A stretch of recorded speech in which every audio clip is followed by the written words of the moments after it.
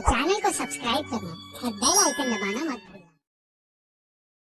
Hello everyone. कहानी की starting में हमें बताया जाता है दो भाइयों ने मिलकर एक स्कूल बनाया जिसमें एक तरफ अच्छाई सिखाई जाती थी और दूसरी तरफ बुराई सिखाई जाती थी। मतलब एक तरफ अच्छा जादू सिखाया जाता था और दूसरी तरफ बुरा जादू सिखाया जाता था। और ये स्कूल उन्होंने अच्छाई और बुराई का संतुलन बनाने के लिए बनाया था और स्कूल का नाम school for good and evil था। तभी हमें उन दोनों भाइयों में फाइट होते हुए दिखाते हैं, जहाँ बुरा वाला भाई जिसका नाम रफाइल होता है वो जादू का इस्तेमाल करके जीत जाता है और फिर हमें पता लगता है वो सिर्फ प्रैक्टिस कर रहे थे। तभी अच्छा वाला भाई जिसका नाम रियोन होता है वो कहता है तुम धोखे से जीते हो। तो रफाइल फिर से मुकाबला करने को कहता है और इस बार वो जादू का पूरा इस्तेमाल करते हैं, जिसमें रफाइल उस मुकाबले को असलियत बना देता है और वो एक ऐसा जादू इस्तेमाल करता है जो उसे इस्तेमाल नहीं करना चाहिए था, जो कि ब्लड का जादू होता है। और फिर वो लड़ते लड़ते एक पहाड़ के पास पहुंच जाते हैं, जहाँ रियोन किसी तरह रफाइल को पहाड़ से नीचे फेंक देता है। जिसके बाद हमें 2 साल बाद का टाइम दिखाया जाता है, जहाँ इंसानी दुनिया में एक सोफी नाम की लड़की वो अपने फादर और स्टेप मॉम के साथ रहती थी। वो देखने में काफी खूबसूरत थी और वो चाहती थी वो किसी तरह एक प्रिंसेस बन जाए। और वहीं उसी शहर में एक और लड़की रहती थी जिसका नाम एगेथा होता है।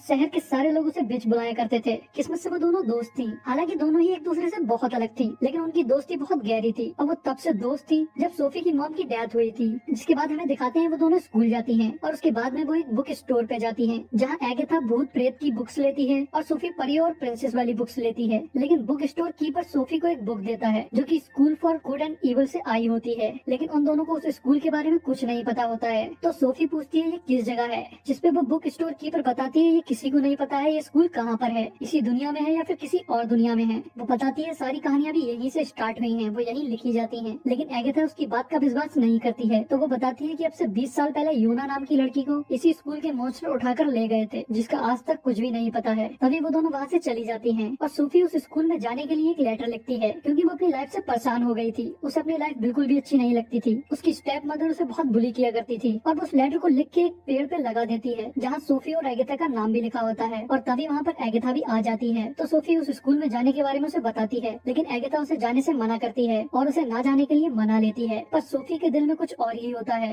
वो रात को वहीं आ जाती है, लेकिन एगेथा को भी उस पर शक था, इसलिए वो भी उसका पीछा करते करते वहीं आ जाती है। और उन दोनों में बात ही हो रही होती है कि वहाँ पर एक फॉक्स से बना हुआ मॉन्स्टर आ जाता है, जो कि सोफी को पकड़कर ले जाने लगता है। तो एगेथा भी उसके हाथ पकड़ ले तो वो उन दोनों को एक जगह ले जाकर छोड़ देता है, जहाँ अचानक से एक बहुत बड़ा सा बाज आ जाता है और वो उन दोनों को वहाँ से उठाकर ले जाता है, जहाँ वो एगेथा को अच्छाई के स्कूल में और सोफी को बुराई के स्कूल में छोड़ देता है। तो सोफी वहाँ के वुल्फ गार्ड से कहती है मैं यहाँ गलती से आ गई हूँ, मुझे अच्छाई के स्कूल में होना चाहिए था। लेकिन वो उसकी बात को नहीं सुनता है और उसे अंदर भेज देता है। तो वो अंदर जाकर एक लेडी से शिकायत करती है जिसका नाम लेडी लेसो होता है, जो कि बुराई के स्कूल की प्रिंसिपल होती है। लेकिन वो उसे बताती है कि परिंदे से कभी भी गलती नहीं होती है। तभी हमें एगेथा को दिखाते हैं जो कि अच्छाई के स्कूल में होती है, लेकिन वहाँ के कुछ स्टूडेंट एगेथा के बालों और कपड़ों की हंसी उड़ा रहे होते हैं। तुम तो बिल्कुल चुड़ैल लग रही हो, तुम्हें इस स्कूल में नहीं आना चाहिए था, तुम शायद गलती से यहाँ आ गई हो। लेकिन तभी पर यह एगेथा को जबरी अंदर ले जाती है, जहाँ उसकी मुलाकात एक लेडी से होती है जिसका नाम प्रोफेसर डेबी होता है, जिससे एगेथा कहती है वो यहाँ नहीं आना चाहती थी, यहाँ तो उसकी दोस्त आना चाहती थी। तो प्रोफेसर बताती है नेवर यहाँ नहीं आ सकती और परिंदे से कभी गलती नहीं होती है। एगेथा को नेवर का मतलब नहीं पता होता है, तो इसलिए प्रोफेसर उसे बताती है जो बच्चे बुराई के स्कूल में जाते हैं उन्हें नेवर बुलाया जाता है, क्योंकि वो कभी भी खुश नहीं रहते हैं, और जो बच्चे अच्छाई के स्कूल में आते हैं उन्हें एवर बुलाया जाता है, क्योंकि वो हमेशा खुश रहते हैं।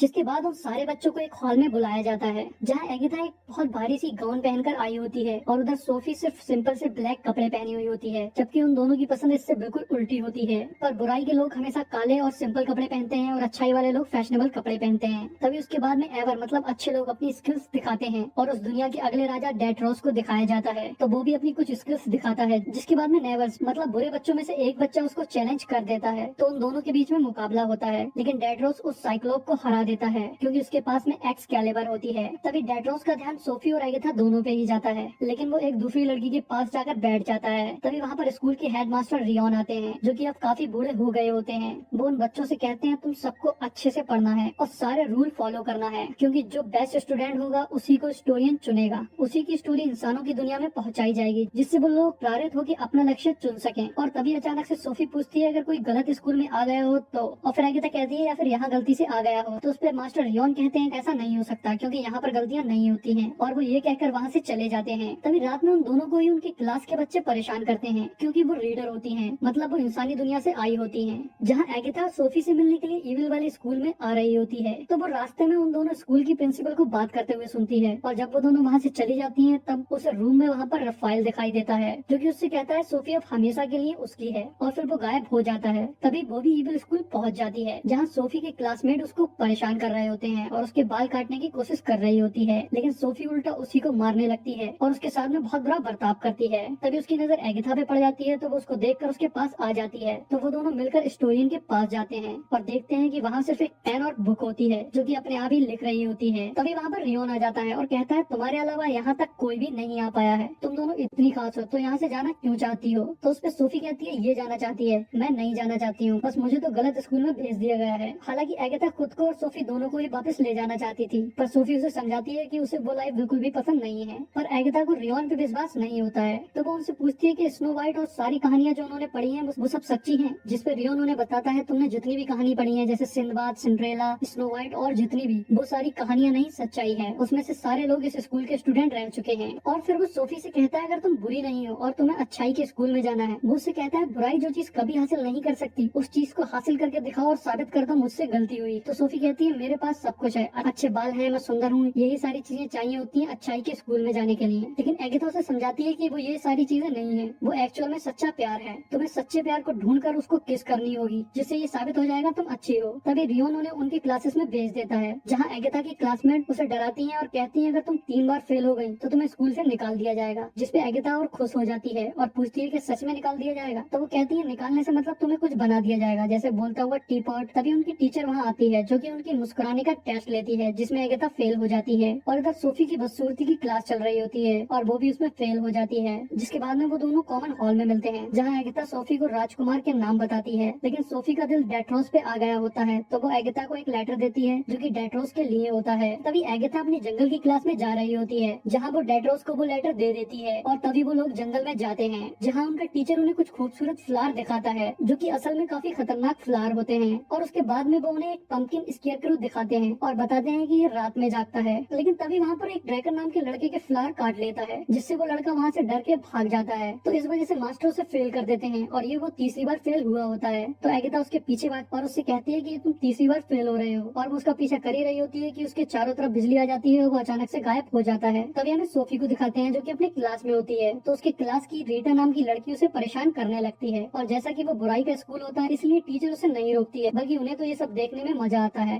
तभी रीटा अपने टैटू से छोटा सा ड्रैगन निकालती है जो कि सोफी पे हमला करने लगता है, और सोफी कुछ नहीं कर पा रही होती है, वो सिर्फ चिल्ला रही होती है। लेकिन तभी अचानक से वहाँ पर बहुत सारी मधुमक्खियाँ आ जाती हैं और उस ड्रैगन को मारने लगती हैं, जिससे रीटा का भी दम घुटने लगता है। तभी सोफी उन मक्खियों को रोकने को कह देती है, तो पता लगता है कि वो रफाइल था। तो लेडी लेसो सोफी को अपने साथ ले जाती हैं, जहाँ सोफी पूछती है ये कौन था, तो लेडी लेसो से रफाइल के बारे में बताती हैं और उससे कहती हैं तुम बहुत पावरफुल हो। लेकिन सोफी उससे खुश नहीं होती है क्योंकि उसे पावरफुल नहीं बनना था, उसे तो बस अच्छाई वाले स्कूल में जाना था। और लेडी लेसो उससे ये भी कहती है कि अगर रफाइल तुम्हें फिर से मिलने आया तो इसके बारे में तुम सिर्फ मुझे बताना और किसी को मत बताना। जिसके बाद हमें प्रोफेसर डूबी को दिखाते हैं जो कि एगाथा और बाकी बच्चे को बताती हैं बुराई हमला करती है और अच्छाई सिर्फ बचाव करती है। लेकिन उनकी बात को काटते हुए एगाथा ड्रैगर के बारे में पूछती हैं, तो प्रोफेसर उससे कहती है ये स्कूल का रूल है, और ये कहकर वो उसे चुप करा देती हैं। तभी वो पास वाली लेक की फिश के बारे में बताती हैं जो कि सबकी विशेष पूरी करती हैं। तो एक एक करके सारी लड़कियां अपनी विशेष मांगने लगती हैं। तभी एगाथा भी विश मांगती है, जिसमें वो मांगती है जो लोग भी यहाँ से अपने घर जाना चाहते हैं वो सब जा सके। तभी अचानक से वो फिश एक लड़की में बदल जाती है, और वो लड़की एगाथा का शुक्रिया अदा करती है और बताती है उसे अब से कई साल पहले फेल होने की वजह से ये फिश बना दिया गया था। वो इतने सालों से लोगों की सारी विशेष पूरी कर रही थी, लेकिन किसी ने भी ऐसी कोई विश नहीं मांगी जिससे वो आजाद हो सके। लेकिन एगाथा ने ऐसी विश मांगी थी जो उसकी भी इच्छा थी, जिससे वो आजाद हो गई। तो इसलिए वो उसका शुक्रिया अदा करती है और फिर गायब हो जाती है। जिसके बाद वहाँ पर वही परिंदा आ जाता है जो उन दोनों को वहाँ लेके आया था, और वो एगाथा पे हमला करने लगता है। लेकिन असल में वो हमला नहीं कर रहा होता है, और एगाथा भी देखते ही समझ जाती है कि वो ड्रैकर है। लेकिन उसी टाइम पर वहाँ पर डेट्रोस आ जाता है और उसको मार देता है। हालांकि एगाथा उससे रोकने को कह रही होती है, लेकिन वो उसकी बात को नहीं सुनता है। उसके बाद में एगाथा गुस्से में आकर डेट्रोस की एक पंच भी मार देती है। तभी एगाथा अपनी प्रोफेसर पे गुस्सा हो रही होती है और कहती है इसे आप अच्छाई कहते हैं। प्रोफेसर भी उस पर भड़क जाती है और कहती है तुम्हारा जादू बहुत पावरफुल है, तुम वो राजकुमारी हो जिसका हम लोगों को बहुत समय से इंतजार था। जिसके बाद में एगाथा और सोफी कॉमन हॉल में मिलती हैं। एगाथा को रफाइल के बारे में बताती है। तो एगाथा भी उसे बताती है कि उसने भी रफाइल को देखा था। तभी सोफी डेट्रोस के बारे में पूछ रही होती है, तो डेट्रोस पीछे से आ जाता है और वो दोनों बात करने लगते हैं। तो एगाथा वहाँ से चली जाती है। तो डेट्रोस उसके लेटर की तारीफ कर रहा होता है कि तभी एक वुल्फ सिपाही सोफी को पकड़कर ले जाता है, जहाँ लेडी लेसो सोफी के बाल काट देती है और उसे एक रूम में बंद कर देती है। तो एक मिरर के थ्रू राफाइल उससे बात करता है। वो उससे खूब चढ़ाता है और उसे भरोसा दिला देता है कि कोई भी उसके साथ नहीं है, वो सिर्फ रफाइल पे ही भरोसा कर सकती है। तो वो रफाइल की बातों से प्रभावित होकर सोफी डिसाइड करती है वो डेट्रोस का दिल जीतने के लिए उससे जो भी हो सकेगा वो करेगी। जिसके बाद में हमें दिखाया जाता है सारे स्टूडेंट को एक पिन के थ्रू जादू मिल रहा होता है, जहाँ सोफी बहुत अच्छे स्टाइल में आती है और वो अब कपड़े भी थोड़े स्टाइलिश पहनी होती है। हालांकि उसकी थीम ब्लैक ही होती है। और फिर वो अपना जादू लेकर सबको इग्नोर कर वहाँ से चली जाती है और रात में उन लड़कियों को भी अपना दोस्त बना लेती है जो उसे स्टार्टिंग में परेशान कर रही थी। जिसके बाद में वो उन सबकी एक लीडर की तरह बन जाती है। तभी अगले दिन एगाथा उससे बात करती है और उसे बताती है डेट्रोस के पिता ने उनकी दुल्हन गुलीवा को उसकी खूबसूरती के लिए चुना था, लेकिन गुलीवा ने उन्हें धोखा दे दिया, जिनसे उनकी मौत हो गई। मतलब डेट्रोस का दिल जीतने के लिए सिर्फ खूबसूरती काफी नहीं होगी। तो अब सूफी को कुछ ऐसा करना होगा जिससे सबको पता लग जाए कि वो अच्छी है, जिसके लिए वो एगाथा की बात सुनती है और डेट्रोस के पास जाती है, जो कि एरोस की प्रैक्टिस कर रहा होता है। तो सूफी भी निशाना लगाने लगती है, लेकिन डेट्रोस उसे बताता है कि बुराई के स्टूडेंट कभी भी सही निशाना नहीं लगा सकते। जिसके बाद सूफी एरो शूट करती है और उसका निशाना बिल्कुल सही होता है। तो ये देखकर डेट्रोस बहुत हैरान हो जाता है, जबकि असल में वो एरो सही निशाने पर एगाथा के जादू की वजह से लगी थी। लेकिन डेट्रोस तो सोफी से इम्प्रेस हो ही जाता है, तो वो लोग साथ में रहने लगते हैं और डेट्रोस सोफी को अपनी रानी बनाने के लिए पूछ लेता है। लेकिन ये बात किसी को भी पसंद नहीं आती है। हालांकि डेट्रोस सबसे कहता है मेरी रानी चुनने का हक सिर्फ मुझे है, और एगाथा भी उन लोगों से कहती है कहानियों के हिसाब से सच्चा प्यार कभी भी अलग नहीं हो सकता। तो मास्टर रियोन कहते हैं इसका पता हम जंगल की चुनौती से लगाएंगे, जिसमें उन दोनों को रात में जंगल में अलग अलग हिस्सों में छोड़ा जाएगा और उन दोनों को एक दूसरे को ढूंढना होगा। और तभी रात में उन दोनों को जंगल के अलग अलग हिस्से में छोड़ दिया जाता है। लेकिन सोफी को जंगल के बारे में कुछ भी नहीं पता होता है और वो उन खूबसूरत फ्लावर के पास में पहुंच जाती है, जो कि उसके काटने लगते हैं। तो वो उनसे बचकर वहाँ से भागती है और फिर उसके बाद में वो पंपकिन स्केयर क्रो के पास पहुंच जाती है, जो कि अब रात में जिंदा होता है और उस पर हमला करने लगता है। तो सोफी चिल्ला रही होती है, लेकिन तभी वहाँ पर एगाथा अपने जादू से एक कबूतर बनकर आ जाती है और सोफी को बचा लेती है। तभी वो दोनों वहाँ से भागने लगती हैं। तो उन्हें डेट्रोस की आवाज आती है। तभी एगाथा वहाँ छिप जाती है और सोफी को डेट्रोस के पास में भेज देती है। लेकिन वहाँ भी स्केयर क्रो आ जाता है, जिससे डेट्रोस लड़ने लगता है और सोफी एक कोने में जाकर छिप जाती है। लेकिन तभी डेट्रोस की एक्सकैलिबर उसके हाथ से छूटकर एक दूसरी जगह गिर जाती है। तो स्केयर क्रो डेट्रोस को मार रहा होता है। तभी एगाथा सोफी को इशारा करती है कि वो एक्सकैलिबर को उठाकर डेट्रोस को दे दे, लेकिन वो डर के मारे बाहर नहीं निकलती है। हालांकि एगाथा उसे काफी बार इशारे करती है, लेकिन वो उसकी बात को नहीं सुनती है। और जब उसे लगता है कि अब डेट्रोस मरने वाला है, तो इसलिए वो खुद आकर तलवार को उठाकर डेट्रोस को दे देती है, जिसके बाद में डेट्रोस उसे मार देता है और सोफी पे गुस्सा हो जाता है और उसको छोड़कर चला जाता है। तभी इस वजह से सोफी एगाथा पर गुस्सा हो जाती है और वो भी वहाँ से चली जाती है। जिसके बाद में प्रोफेसर एगाथा पे गुस्सा होती है। सोफी पे भरोसा नहीं है, तो वो कहती है नहीं मुझे भरोसा नहीं है, सोफी बुरी है। मेरा मानना है कि सारे लोग ही बुरे होते हैं, कोई भी पूरी तरह से अच्छा नहीं होता है, मैं भी बुरी हूँ। तभी हमें सोफी को दिखाते हैं, जो कि बहुत गुस्से में होती है। और तभी रफाइल मिरर के थ्रू उससे बात करने लगता है और सोफी को चढ़ाने के लिए वो एगाथा को मिरर में दिखाता है, जो कि कह रही होती है कि सोफी बुरी है, लेकिन वो उसे पूरी बात नहीं दिखाता है, जिससे सोफी को बहुत गुस्सा आ जाता है और वो रफाइल के बस में हो जाती है। जिसके बाद वो उसे ब्लड वाला मैजिक दे देता है। तभी कुछ देर बाद लेडी लेसो सोफी से मिलने आती है, लेकिन वो उन्हें बहुत सुना देती है, जहाँ हमें पता लगता है लेडी लेसो वही लड़की है जो कि सोफी के शहर से 20 साल पहले गायब हो गई थी। और उधर डेट्रोस एगाथा को अपनी रानी बनने के लिए चुन लेता है। जिसके बाद वहाँ पर सोफी आ जाती है, जो कि अब एक चुड़ैल बन गई होती है। उसका चेहरा भी बहुत खतरनाक लग रहा होता है। अब वो डेट्रोस से कहती है तुम किसी को भी चुन लो, लेकिन तुम्हारी रानी तो मैं ही बनूंगी, और ये कहकर वहाँ से चली जाती है। जिसके बाद डेट्रोस और बाकी के लोग देखते हैं सोफी ने गुड एंड इविल दोनों तरफ के ही गार्ड और प्रोफेसर को एक छोटे से खिलौने में बदल दिया होता है। तो डेट्रोस सोफी को रोकने के लिए इविल स्कूल पे हमला करने जाता है और वहाँ जाकर उन पर हमला कर देता है, लेकिन सोफी उनके हमले को रोक देती है और सोफी का प्लान कामयाब हो जाता है, क्योंकि हमेशा पहले बुराई हमला करती है और अच्छाई बचाती है, जो कि सोफी ने किया होता है। तभी अचानक से सारे इविल बच्चे चेंज होने लगते हैं और वो बहुत खूबसूरत हो जाते हैं और वो अच्छाई के स्टूडेंट बन जाते हैं, और अच्छे बच्चे चेंज होकर बुराई के स्टूडेंट बन जाते हैं और वो थोड़े बदसूरत भी बन जाते हैं।